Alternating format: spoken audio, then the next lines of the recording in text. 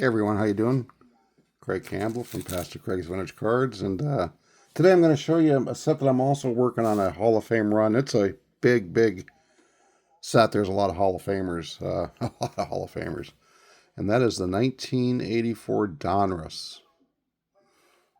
And the reason why I want the 1984 Donruss set, there's a few reasons why, but when I got back into collecting again in 1986, I guess it was. It was the 1984 Donruss cards were already like so hard to find, and they were almost like out of sight. They were already very expensive. They were difficult to find. I can remember that. The Don Mattingly card was already quite expensive, and so the 84 Donrusses were like a kind of a desired set of cards to get, and I was never able to afford them. I had 1984. I was married. We had one child, and we were in the Air Force. And by the time 1985 even rolled around, like into the next year, my wife was pregnant again with our second child. So there was just no way to afford the 84 Donruss cards, and so I just have always liked them. And for me, there was always just a little bit of mystique in them because for an early 80s set, they were the one that was that had some value to it, and were difficult to find. And I love the Diamond Kings. You got Robin Yount here. I was a Milwaukee Brewer fan. I grew up as a Brewer fan, and Robin was the franchise, and just a really cool Diamond King card. And the back's just got some information. He was number one in the set, and so there's Robin Yount. And then this guy here, Eddie Murray. Man, oh man. If you remember baseball in the 80s, Eddie Murray was he was a solid player. He was a great defender, a good high average hitter, power, RBIs. Eddie Murray was just everything. And then on top of that, he looked cool in uniform. He just looked cool. Eddie Murray with that Orioles uniform, he just looked cool. He was a great first baseman, 500 home run guy. Eddie Murray's just awesome. And there we go, my guy, Robin Yount. Those baby blue, powder blue away uniforms, just cool. They look so nice. I just really like the design of the 84 Donruss with the yellow line. Just had really just nice photography. And the backs with that kind of, I don't know, turquoise, aqua green, whatever you want to call it.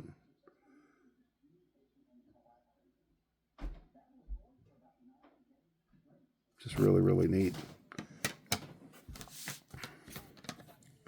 Oh man, this guy here, Rickey Henderson. Wow. Great player. I got to see Rickey play so much when I was in the Air Force in California. We were getting tickets for like, I don't know, $1 or $2 to go to the games. 4 or 5 of us hopping an old 1976 Buick LeSabre, run to the ball game in Oakland. You could pool your money like $20 for tickets and beer and some food, gas. Man, that was fun. Carefree living. But Rickey Henderson was just unbelievable. I got to see him play in 82, 83, and 84. And really that 82 year was like, I got to see him so much. I wasn't married yet. And then in 83, I got married in September. And so the baseball season was almost over. And then really 84, 85, we saw him play a little bit, but not nearly as much as I was watching him in those early days. Just a great player. And 1982 year, 130 steals, unbelievable. I got to see a lot of those games. Just crazy. To know what he became, just one of the greatest Greatest ball players ever. Nolan Ryan. Yes, sir. Just a great, great player. I mean, I don't remember Nolan with the Mets. I was too young for that, but I mean, I remember him with the Angels clearly. And there were so many years that he would, lead the league in strikeouts, lead the league in walks. The Angels weren't a very good team, and there were just so many years where he was just like kind of a little bit over a 500 pitcher with 300 strikeouts, and he was dominant. When Nolan Ryan was on, he was dominant, no doubt about it. I mean, you look at his walks for his career, 2,022.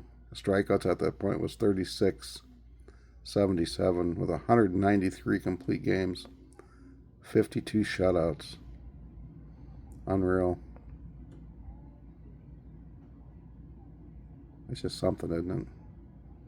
Never see stuff like that anymore. But then you look at his seasons there with the Angels: 79, 16 and 14, 80 Astros, 11 and 10.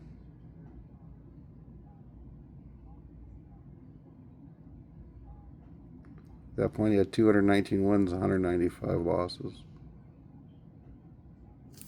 Not taking anything away from Nolan Ryan, that's for sure. When he was on, he was on. When he was off, better beware in the batter's box. That's all I can say. Or if you're on third base, a lot of pass balls too. The great Cal Ripken. Who would have thunk, huh? 1984, that Cal Ripken would have been what he turned out to be. Just a great player, though. Nice card. Cal Ripken.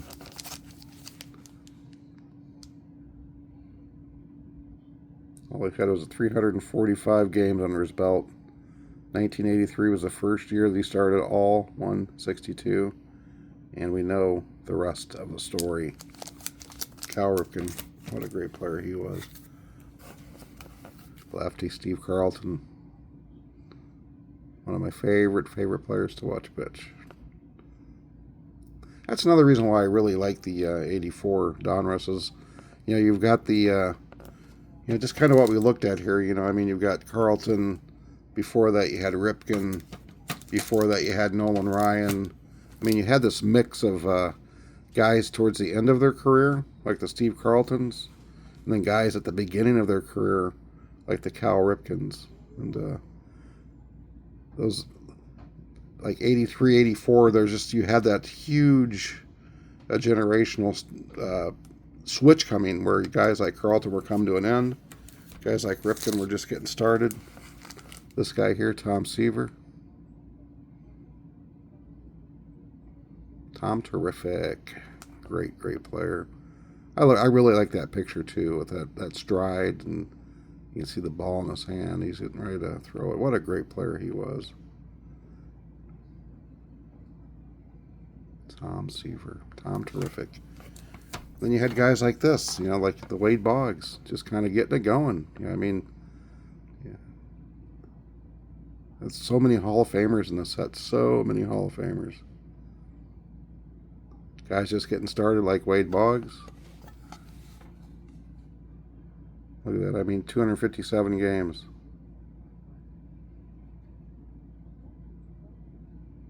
Just getting started. Great player. You had guys like Alan Trammell that were kind of getting, a little bit towards the middle of their career. He was an established veteran by this time. 5 or 6 years. What a great player he was. Man, he was just a great player. It's a nice card.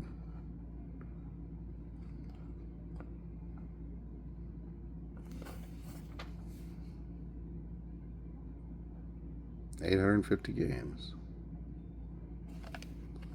Kind of hope Lou Whitaker gets in the Hall of Fame. I'd love to see him get in there. I think he's deserving. This guy here, Ryan Sandberg. Rest in peace there, buddy. Great player, wasn't he? Rhino.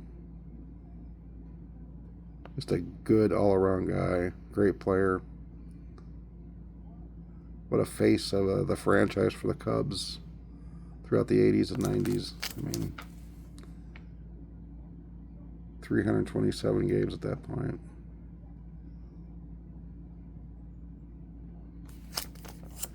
Starting that Hall of Fame career. Great player, Ryan Sandberg. And this is the last of my 84ers that I have. The great Tony Gwynn, another guy had just gone way too early.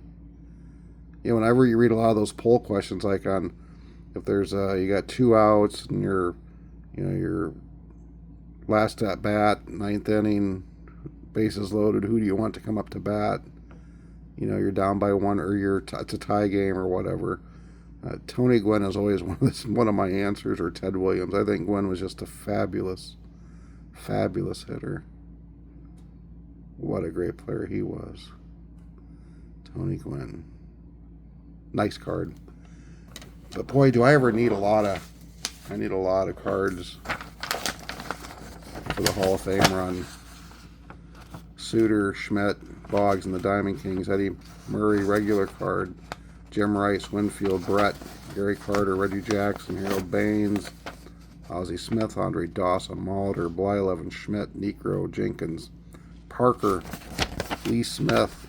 Yeah, you can see there's a lot of Hall of Famers in this set. Raines, Fisk, Carew, Joe Morgan, Goose Gossage, Donnie Sutton, Jack Morris, Ted Simmons, Tony Perez, Bruce Suter, Jim Palmer, Eckersley, and then living legends Perry and Fingers, and Yaz and Bench. And then I do want to add the rookies, at least these rookies: Carter, Joe Carter, Darryl Strawberry, Andy Van Slyke, and Don Mattingly. And so you can see there is a lot of cards that I need to add for the 84 Hall of Fame run. But I really want to get it done because this set is just kind of important to me. It's got all the players that I grew up with, the guys as a young adult, like the Boggs I got to watch. You know, I mean, Seaver's a guy that I watched pitch all through the 80s, all through the 70s into the 80s. Same with Carlton. And then, you know, all those years watching Cal Ripken play, you know, growing up watching Nolan Ryan play, you know, seeing the great Ricky Henderson, my main man, Robin Yount.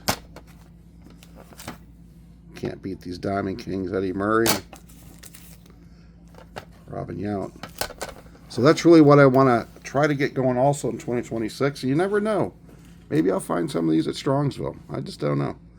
I'm hoping to get this done, but there is an awful lot on that list. Boy, an awful lot of cards to get. Most of them aren't that expensive, you know what I mean? But still, when you look at that, you start adding that up, you know, it adds up really quick for a guy like me with a fairly limited budget.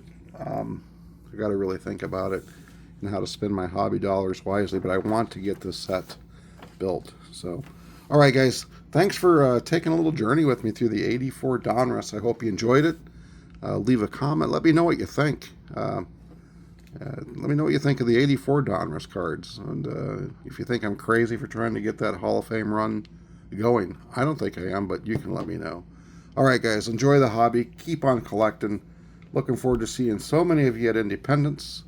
And until next time, guys, take care. Enjoy this hobby.